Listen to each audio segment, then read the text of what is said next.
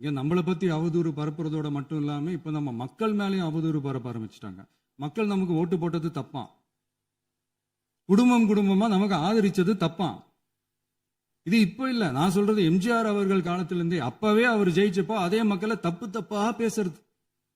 மக்கள் என்ன பண்ணிட்டாங்க, எம்ஜிஆர் என்ன பண்ணிட்டாரு, எம்ஜிஆர் என்ன இது பண்ணிட்டாரு. 50 வருஷமா ஒரே டெக்னிக்கா.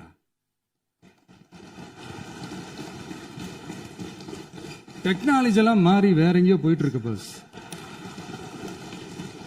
இதுல கொஞ்சம் டெக்னிக்காச்சும் கொஞ்சம் மாத்தினா கொஞ்சம் நல்லா இருக்கும். யோசனைகளோ இருந்தா சொல்லுங்க, அதை நாங்க டிஃபரெண்டா எடுத்துக்கிறோம். ஆனா அதை விட்டுட்டு இந்த நக்கல், நையாண்டி, சம்பந்தம் இல்லாத பேச்சு இதெல்லாம் பேசிட்டு அப்புறம் முதல்வர் பதில் சொல்லல, முதல்வருக்கு பதில் சொல்ல தெரியல அப்படின்னா அதை உன ஞாபகம் வருது. சொல்லாமா?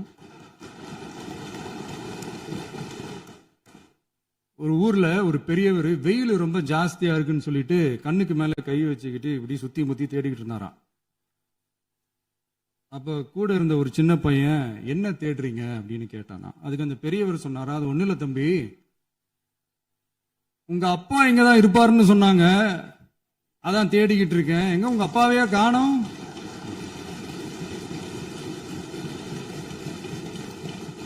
இல்ல, அந்த எங்களுக்கும் நக்கலா நையாண்டியா சம்பந்தம் இல்லாத குட்டி கதை இதெல்லாம் எங்களுக்கும் பேச தெரியும்.